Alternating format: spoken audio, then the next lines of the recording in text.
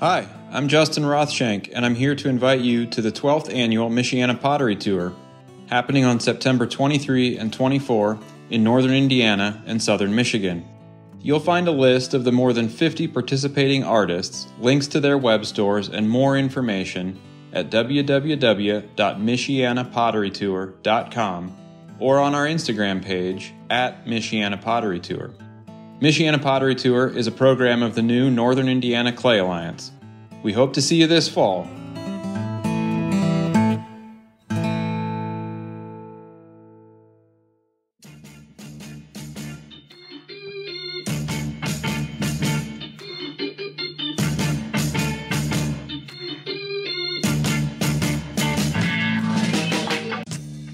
Welcome to the Tales of a Red Clay Rambler podcast, featuring interviews with culture makers from around the world.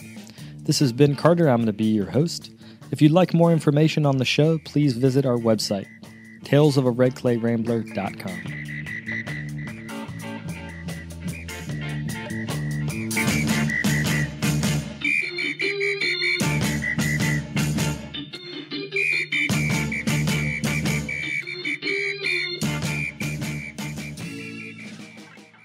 Welcome back to episode 480 of the podcast. Thank you all for tuning in.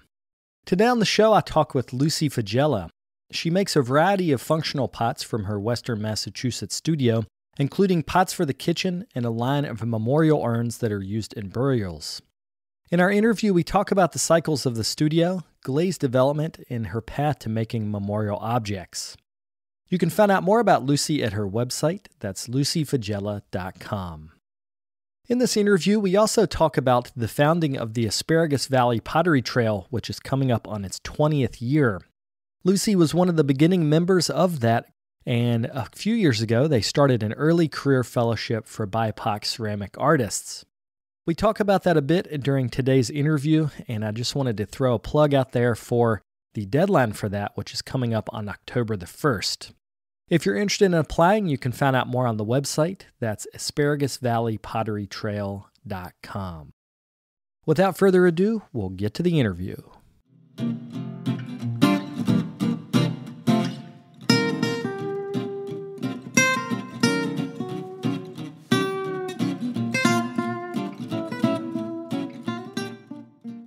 How rural is where you live?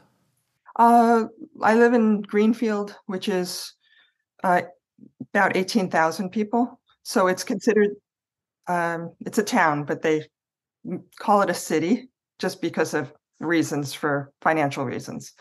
So it's not that rural, but right outside of us is very rural. So like the boys went to school in town, and there's like maybe 75 kids per graduating class. So yes, some people might consider that rural, but when you go to the other towns, there's like maybe 45 kids in a graduating class. Right. So we're the big school. Yeah. Because I was thinking, before we started recording, we were talking about the barn that's your studio, and it's a beautiful old barn. What's the story of the land that you guys live on? The land was a chicken farm and an apple farm. So it was dual purpose. And I purchased this with my ex 30 years ago. And the barn was just falling down, and I knew someday it was going to be a studio. And back in 2001, I had enough money to renovate it partially, almost. And then back in 2000, I guess it was like 15 or something, I had to tighten it up and fix the bow, like I told you before. And yeah, and every single corner of the barn has been like replaced with new footings and everything, because yeah. What's the foundation of that barn? It's red rock. I don't know if you know what that is. I don't. Okay, red rock is a common rock around here, and it's not real strong. It's so, and then part of it's been replaced with all cinder block because it's had its issues. Well, I worked in a studio in Connecticut, and it was an older building, and they literally had the cornerstones. Like when you hear people singing songs about the cornerstone, like this is what it was built on. And they were basically just gigantic stones that had little stones built in around them. But over time, all that stuff shifts just a little bit, and it can be hell on a studio. Yeah. And Connecticut is just filled with stones. It's just amazing how many stone walls you see. And yeah.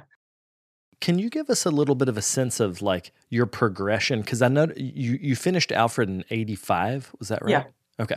So up till 2000, say, can you talk about how you built momentum enough to save money to renovate? Because I feel like a lot of potters, it's hard to save money to make changes, even if you know you need to make them. Yeah. So I graduated Alfred in 85, and I became a high school teacher for 5 years. So I was a high school art teacher. So I definitely saved money there. And I did my pottery part-time. And I just wasn't ready to be a full-time potter. Like I did try it the first year after Alfred, and I was just like, I was 22 years old and in a basement, and I was like, this is not working for me. And I lived in Queens, New York at the time. Uh, and I was just like, I'm lonely. I can't do this. And so I got a teaching job halfway through the year, and then I just did that for a little bit, and then I was like, I've always had a garden. I've always had neighbors that like their whole yard was filled with a garden. I grew up on Long Island, and I had just a real diverse community where I lived. Uh, so neighbors from El Salvador have the whole backyard, literally like the whole backyard was a garden. And then the other neighbors from Germany and the other neighbors from Russia. And everybody had these huge gardens. And I learned a lot then, even though I started when I was a kid, like my parents, Italians, second generation, well, first generation Italians, and we always had a garden. So when I was teaching, I was like, I really don't want to teach full time. I want to be a potter at some point, and I want to be a farmer. So at that point, moved upstate New York and became a farmer for a couple of years. And just, I loved it, but it's really, really difficult. And, everything that's going on this year with the deep freeze up here and the late frost, and it's just so much to contend with. And I think I got that full-time farming out of my system. I was like, this is too hard. And then I went back and said, yeah, I want to be a potter, but I want to be a mother. So then, I farmed a little bit here when we moved up here, and had kids and taught pottery classes at local art centers down in Northampton and Amherst, and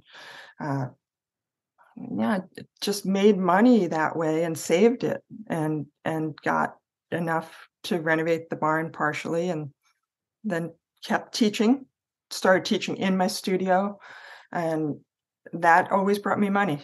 So that's how I got it to that point where I could actually have a studio. Because I've always thought about public policy for artists, because in the US, we don't have a lot of government funding. But if we did, if artists could apply for, say, $50,000 grants, one of the things that potters are really good about is not losing money. We don't necessarily make a ton of money, but I feel like if you could give a potter $50,000 to renovate or to start, whatever stage of their career they're in, we can make that stretch for years. Totally. We're definitely good savers, I think, right? Right. I see us like contractors or landscapers or something. You make the money when you can, and then there's going to be a little dry period. And I think that's why we learn to save. Because like, oh, okay, great, I'm making whatever, a couple of thousand or at this sale, and let's make it stretch. And I think that's how we do that. Yeah. So when you're farming, it's so much of a cycle of the earth, cycle of seasons, and you're kind of harnessing the power of the sun. This sounds so idealistic as I'm saying it out loud, but how do you think about your cycles as a potter? Like, what did you learn from farming in terms of the cycle that you now apply to being a potter? Well, there's definite cycles that I have in my studio, and it's because of all that I do on the land. So right now, there is not a lot that's happening in the studio. Like I might work 4 hours a day, every day in the studio, whereas in the fall and winter, I'll work 8 or 9 hours a day in the studio. So I've kind of over maybe the past few years since my boys have graduated from college and gone off on their own, I've finally kind of figured out that, okay, it is okay to not be in the studio 9 hours a day, 5, 6 days a week for the whole year. Um, so in terms of that, I think I'm pacing myself better and being more patient with myself, that it's not this just grind day after day after day. And then I do find that when I'm out on the land, I start to miss the studio a little bit. And when I come in the studio, it makes it more efficient. And it's kind of like you know, with your little toddler at this point, you know that you have that time with your child, and you have a limited time in the studio. So you get in there and you're more efficient. And I think that even helped me more uh, as a potter, as a maker, than the farming part of it is having kids. You just learn to use your time more efficiently. Yeah, I don't know if that answers your original question. I don't know if I went on. It does, yeah, because school, the cycle of school, I That's think it. is Yeah. so important. Like when I take my daughter to daycare, I kind of do my podcasting job in the beginning of the day and then pottery later in the day, so that it's almost like I'm trying to cycle through my brain power. You know what I mean? Like if I'm interviewing people, I'll do it in the morning because I'm the most focused. But there's something nice about afternoon in the studio and being to relax into that. It's a little less tense, Yeah, but it's all based on the school day or the daycare day in my case. exactly. Exactly. Yeah, as soon as the boys went to daycare, preschool, whatever it was at that point, it was just like, oh my God, yeah, okay. Let's work like crazy from 9 o'clock to 3 o'clock. And then for me, it was like, then at 3 o'clock, I'm done. And I don't go back in that studio because I knew from all of the older women telling me this goes so quickly, you know, just be with them. It goes so quickly. You don't think it does. And boy, were they absolutely right. So for me as a parent, it was so important that 3 o'clock, done. I go to every single event they had, every single baseball game, soccer game, whatever it was that they were doing, choral practice, whatever, you know, just there. Well, I've heard you describe yourself as being an athlete as well as your kids in other Yes. instances. Can you talk about kind of the athletic part of pottery? Yeah, that's like, you know, you think of potters and you think some of them come to it from an artist standpoint. Maybe they're a painter or whatever, and they're painting on pots and it's more decorative. For me, I was the jock that found pottery. You know, I did a lot of printmaking and painting, whatever, in high school. Found pottery as a senior, and the jock in me was just, oh my God, this is fantastic. You know, it's physical, it's using my whole body. And so I'm the type of potter that got it right away and loved all the challenges of it. And sometimes, you know, it could be to my detriment that I love throwing so much, and I didn't focus enough on decorating. And, you know, so I give myself certain goals that, okay, you gotta stop throwing, you gotta test these glazes more, you gotta make other things work and not just those, you know, forms. It reminds me of training. I used to run track, and if you don't cross train, you can get hurt. Mhm. And it's kind of the same thing in the studio. Like if you only throw, not only is your body going to hurt, but the work suffers. You know, like you mentioned, you got to have some balance with glaze development and also business. You know, like there's a lot of sort of firing, selling, all of that. That's the balance point. But can you talk about glazes, like how you've developed your glaze palette over time and what you're interested in the ceramic surface? I find that electric kiln ceramics could be really boring, the glazes, and I always struggled with that. when I was teaching in my studio, the glazes that I had tended to work for students. And I didn't want to make complicated glazes and layers and spraying and all that kind of stuff because I needed it to work for the students. And so I was using those glazes a lot. And I was like, this is just boring. It's not. It's not enough of a surface for me. There's not enough depth. There's not enough whatever. And so I once I stopped teaching in my studio, my goal was to really develop my glazes. And that's what I've been working on since probably for the last 7 or 8 years, I would say. And it was funny in 2020, I don't do like resolutions, New Year's resolutions, but I do write some notes to myself for some goals for the year. My goal for the year was to develop my glazes. And in March of 2020, I happened to stop teaching because everybody did, right? And I was just like, okay, I'm really going to take this time to develop my glazes. So I did a consultation with Stephen Hill, and that was just fantastic. And he is so open, and he wants his glazes to be out there. He wants his firing methods to be out there.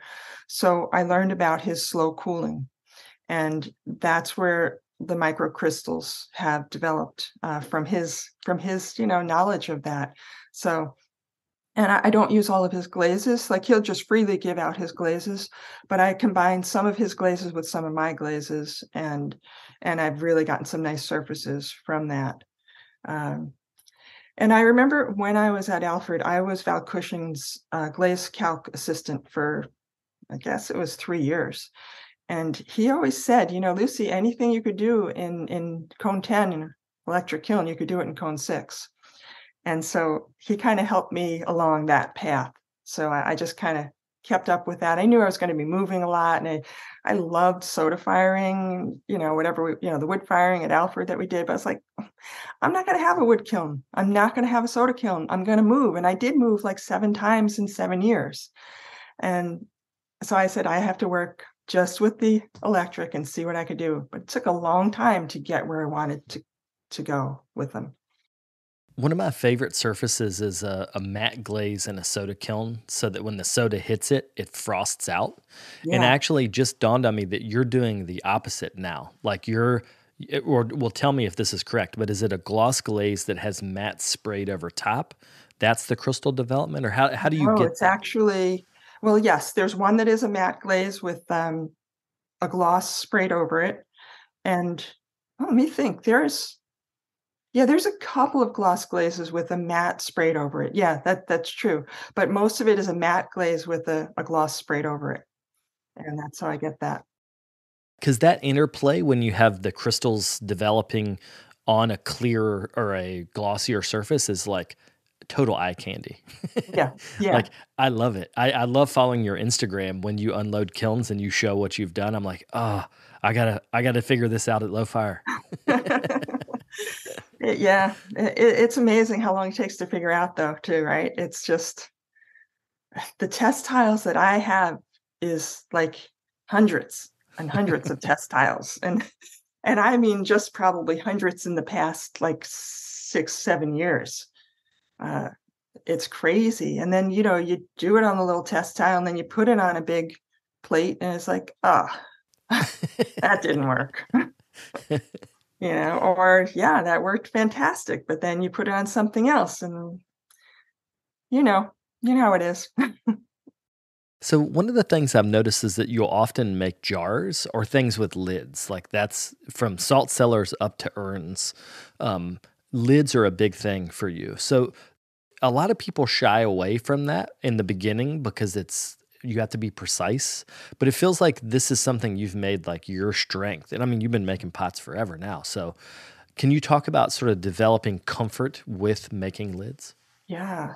Yeah. So I think the challenge of making lids really appealed to me. And again, that's probably the athlete in me. Just I don't know if it's just the athlete or maybe it's just the way my mind works, but I loved the challenge of doing that. And the urns, because I make so many urns, and all the lids have to be really precise for the urns. I got to a point where I was just like, wow, I I want to do something that's a little easier and not have to just keep making this type of lid that's so precise. And I wanted to make something where the price point was a little bit lower. Um, so the urns are fairly large. They're, somewhere around 9 to 10 inches in height and 9 inches wide, or they could be 12 or 13 inches.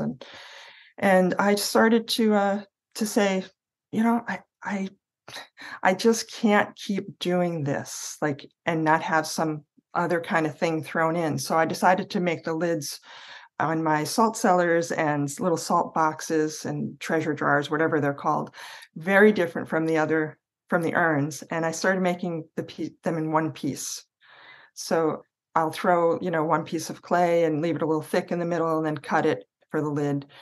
And I was like, "Oh, this is fun." I was like, "This is great. This is a great, uh, reprieve from making all of those lids so tight fitting and perfect." And that's where that all came from. And I was making salt cellars in 2 pieces before that point, and they were taking me too long, and I wasn't selling them. I I didn't sell them for a high enough price for the time that it went into it. And I also felt like, well, I can't keep doing that either. I'm not making any money on these. So the two-piece, or I should say the one-piece ones, go a lot quicker. And I'm able to keep them at the price point that I feel is I can justify that for functional pottery. Yeah, and as I was looking at the shop, I think they're like 50 to 70-ish depending on the size. Is that about right? Yeah. Yeah. I make some tiny ones that are that they could be maybe, yeah, no, they're probably, I don't go lower than 50 on those tiny ones either, because they're harder to make Right. as the smaller they get. But yeah, I try to keep it somewhere in the 50 to $70 range.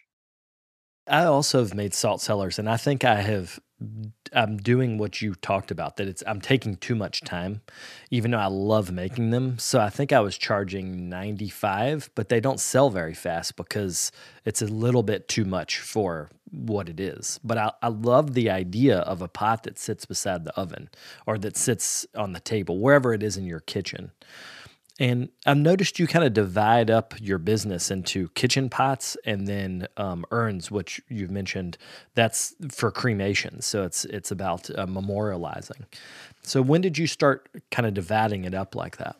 Yeah, so I was making, at the time, back in 2005, I think it was 2003, 4, 5, somewhere around there. I was making a lot of kitchen pots, and someone asked me to make an urn for their grandfather, and I was like, "Oh, okay." And then people just kept asking, and they love them.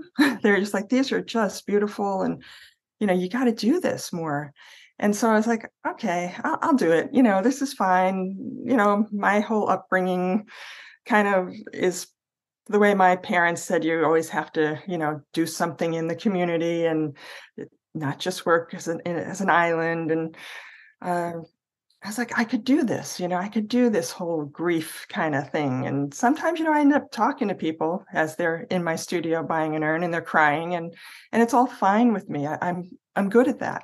Um, but back in 2005, I was like, I really don't want to sell butter keepers and urns on the same website. It's just not, it just seemed a little strange. So I divided my business into two, and one is Lucia Urns, and Lucia is my Italian given name. Well, not really. They didn't, they never called me that, but I kind of brought it back. So it's luciaurns .com, and then my other one is just lucyfagella.com. And I never put the two together. I just feel like if somebody's grieving, they don't really want to see plates and bowls and you know anything like that. They want to just go directly to a site and say, yeah, this is a peaceful site. And I try to keep the website really peaceful looking, the colors that I choose, and uh, I just feel that people are appreciative of that, and it's it's worked for me. It's worked since 2005. You mentioned that people sometimes will be crying or they want to express their grief as they're talking to you. I think in my experience with that, it's I have to be in the right place to hold the space for that to happen. And a lot of times I'm not.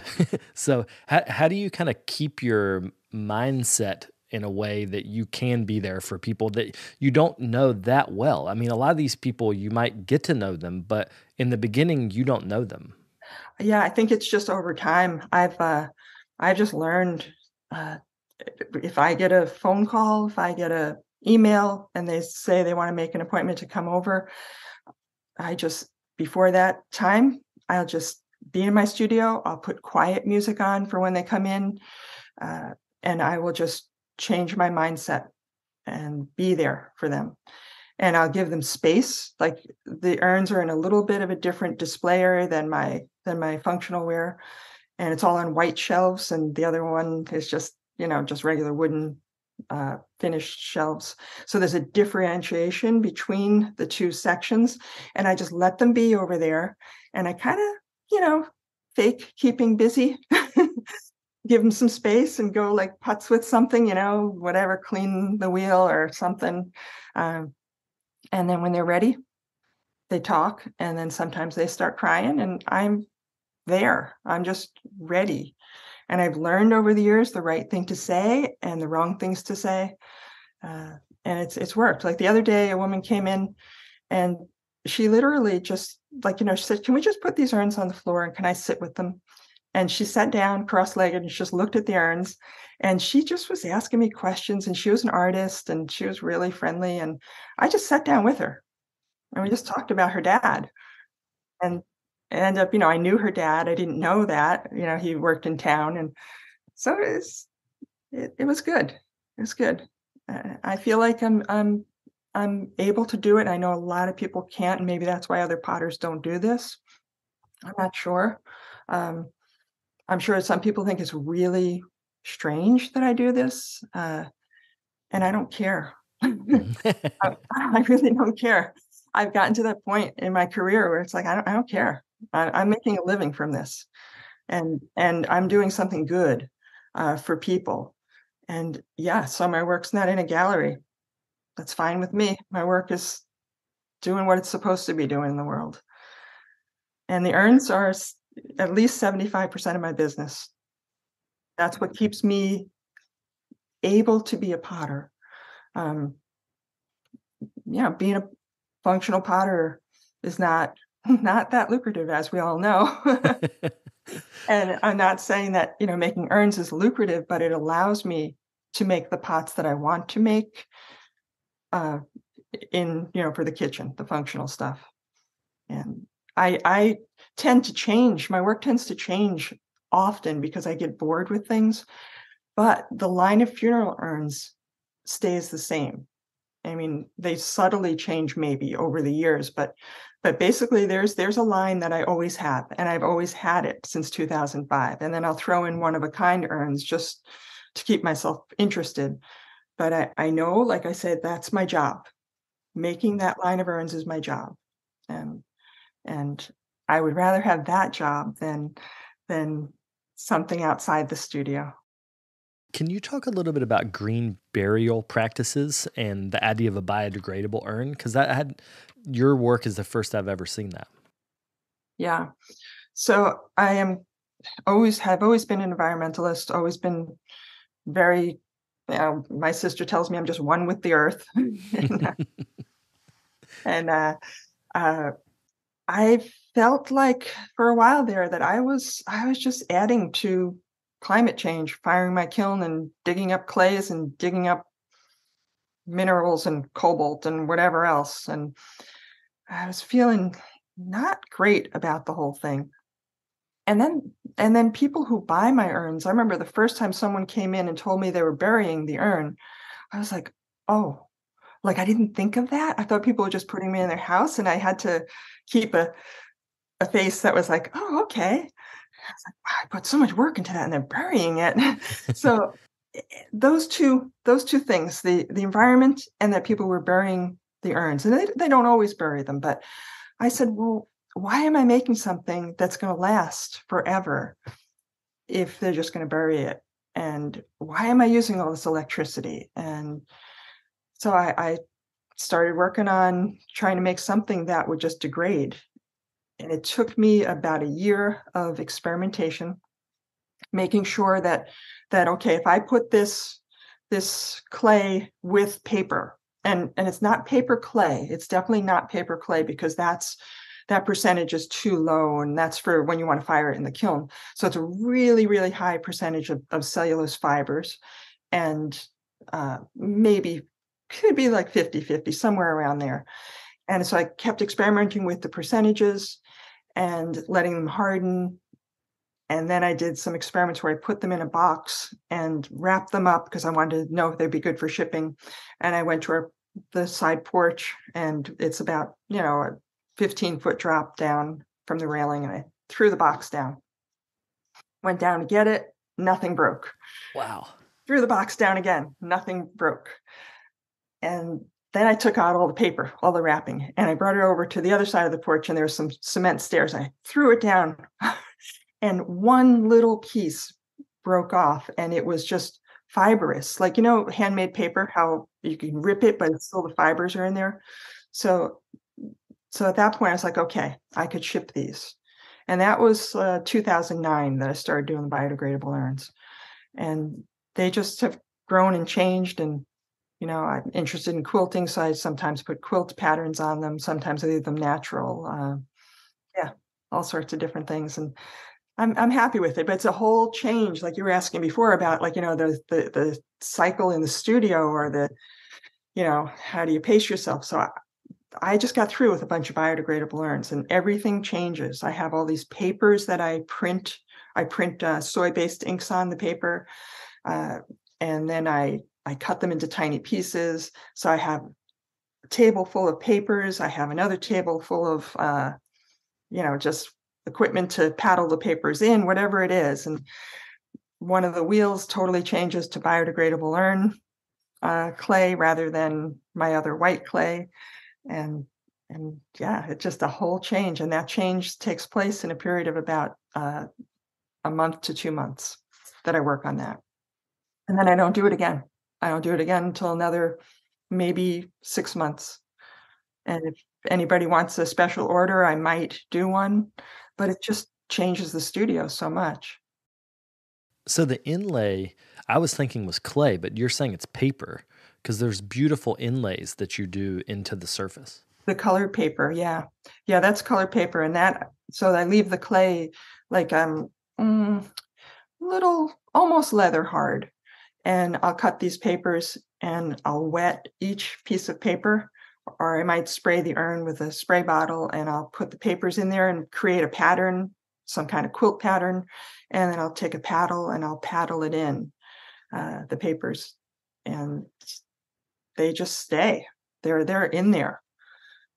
It almost looks like they're inlaid in there, then kind of are. And then when it's totally dry, I coat it with beeswax, just a tiny thin coat of beeswax, just to seal everything. But it's still going to degrade. Degrades in like 2.5 hours. I've done experiments in the river. Well, it's such a unusual use of materials we're familiar with. Like people know paper clay even, but when you change that ratio, as you mentioned, like that's the key is that there has to be enough paper that it will actually degrade. It's interesting to make something that is going to degrade. Most potters, we're interested in we don't want it to degrade. So I kind of love that, going back to the cycles, just that you could think of degradation as a natural process and make someone's burial something special by making a biodegradable urn. Yeah, it's we definitely always think of permanence, and this is impermanence, and it's exactly like our lives. It's like, why am I making something permanent?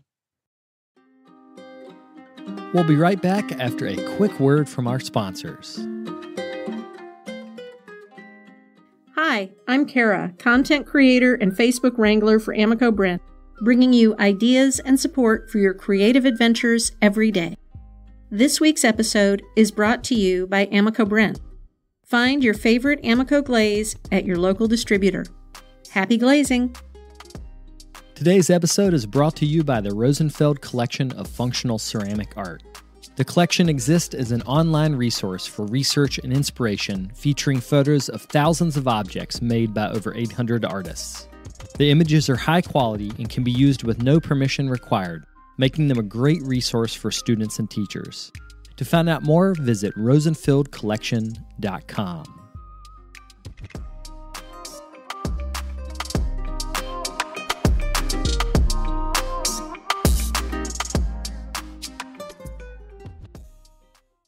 Can you talk a little bit about the Asparagus Valley Pottery Trail and how that came about?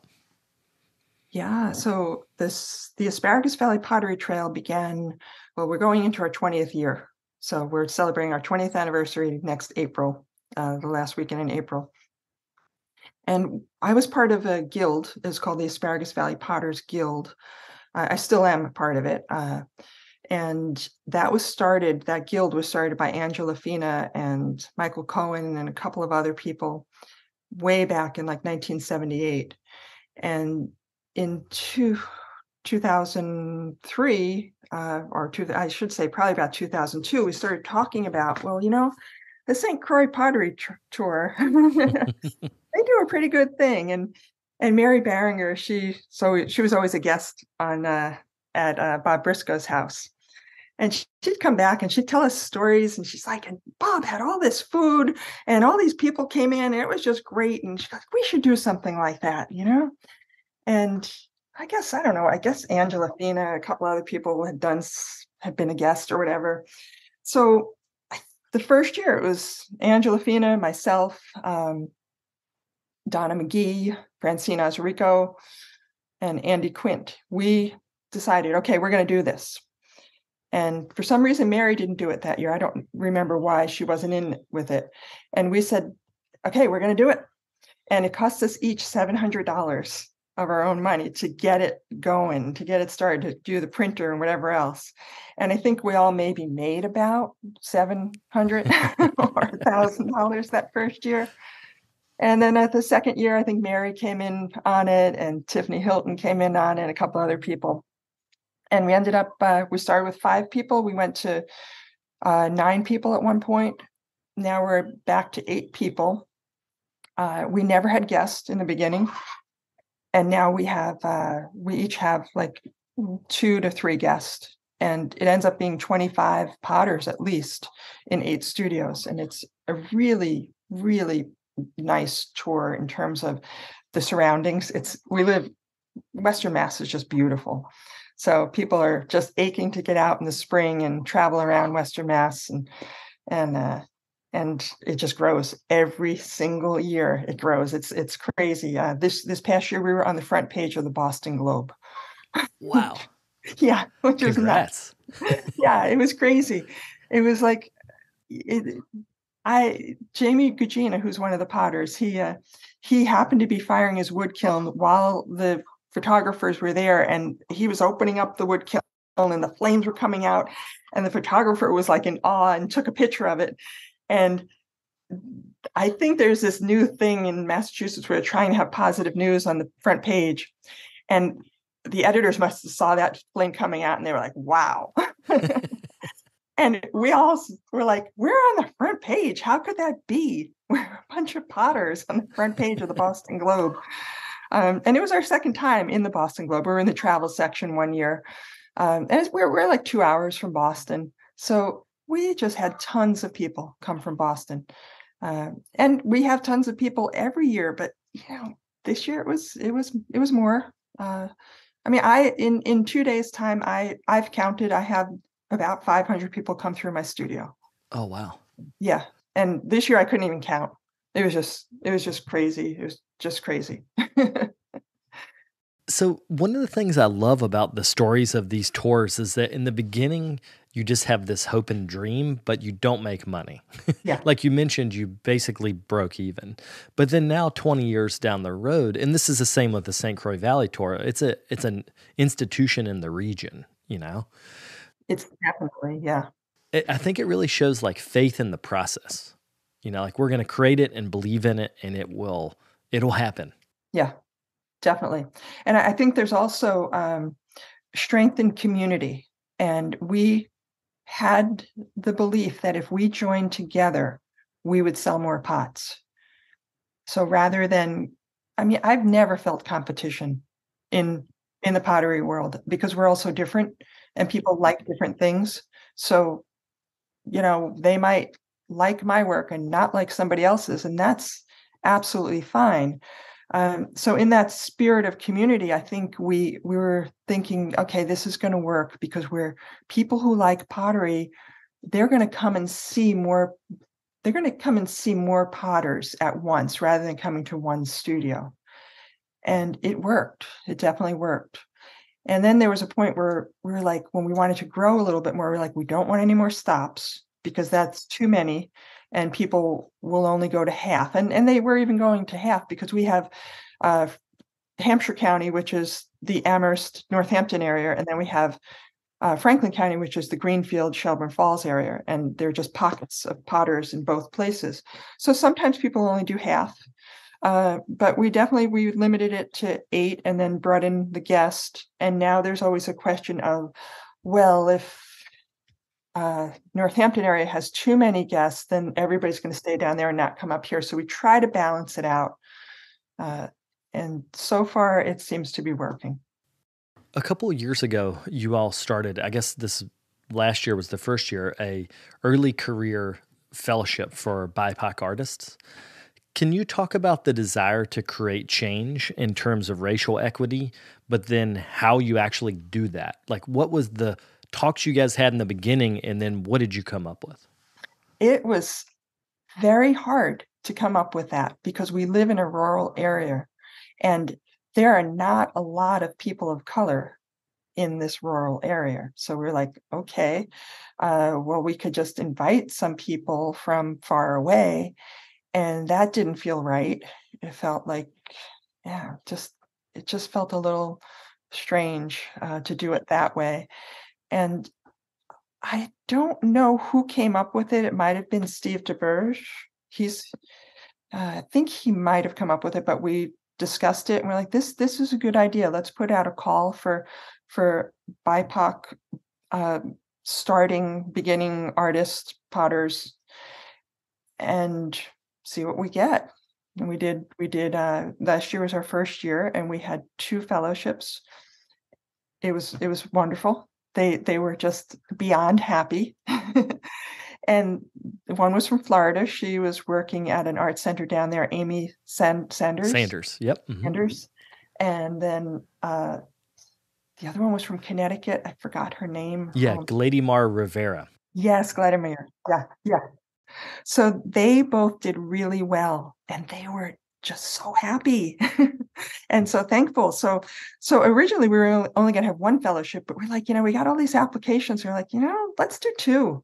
Why not? And then this year we're reviewing everything about just last week. Actually, we had a meeting. We're like, let's do 2 again. So we put out a call for that. I'm in charge of Facebook and most of Instagram. So for our trail account. So I'll just be doing some ads for Facebook and Instagram to put a call out, and applications are due October 15th, I think. So yeah, it's a good thing. It's a really good thing. It was fun to talk to them because one of the things they both described was this sense of winning the fellowship, which is essentially it's free participation. It's there's no booth fee, right? For the no booth fee for them. Yeah. And if they're come from far away, we pay for their travel. Okay. And then they also get practical support from older potters. Like they talked about kind of getting the guidance of how many pots do you bring? What kind of pots do you bring? Like how do you establish a price point? It's very sort of business minded, but in a casual way. It's not like an academic course. And yes. They both describe this sense of like, oh, we got to make way more pots than we thought. Mm-hmm. So I think it's kind of nice for them to win the fellowship and then have to grow into it. Because I think most of the support we give mid-career artists and later career artists is great. But if you want to create change in someone's life, if you can get in there early in their life, you can really structure the way they think about this process of selling. And I think that's valuable for all young people coming up in the field. Yeah, I would have loved something like that. I was just totally lost when I began, which I think a lot of us are. Just like, what? And so for them to get that in that casual way from us, you just saying that, that makes me feel really good. We have a party, the Saturday night, and so they got to meet all of us, and we got to meet them, and rather than just Jamie's guest, or who I think Steve's guest. I think that's where they ended up at their studios, and they were just happy to meet all of us, and we talked about things, and yeah, they had questions, and in that very casual party kind of atmosphere. Well, that's great. I'm so glad you guys are doing it. Can you plug the website for that so people can know where to apply? Yes, it's asparagus-valley-pottery-trail.com, but you can also just use apotterytrail.com. I tried to make it a little simpler because it's so long. So there's 2 URLs. So apotterytrail.com is easy. And then to wrap up, can you plug your own social media so people could get in touch if they want to, or your website? Yeah, so I have 2 websites, lucyfagella.com and then luciaearns.com for the urns. And then I'm mainly on Instagram, and that's just Lucy Fagella. I have a Lucia Earns Instagram too. I don't post on it that much. It just gets a little bit much. Right. Well, thanks so much, Lucy. This has been a pleasure. Oh, thank you, Ben. I'm honored. Thank you so much for inviting me.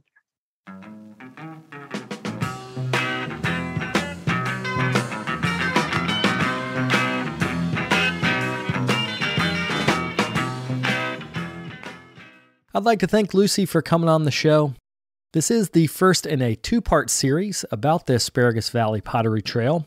So next week, we're going to talk to Amy Sanders and Gladymar Rivera, who are the 2 winners of last year's BIPOC Fellowship. If you're interested in applying for that fellowship, the deadline for that is coming up on October the 1st. You can find out more and apply today at asparagus-valley-pottery-trail.com. I'll be back next week with another episode. Thank you all for tuning in.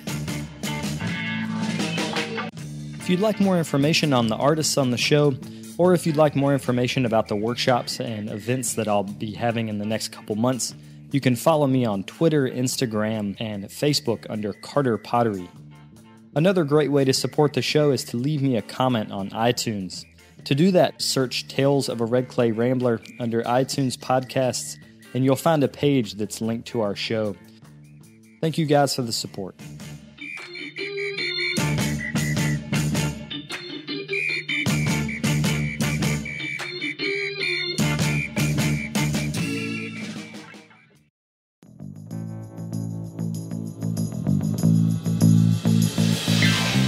This podcast is a production of the Brickyard Network, an extension of the Archie Bray Foundation for the Ceramic Arts. To find out more about our lineup of ceramic podcasts, visit brickyardnetwork.org.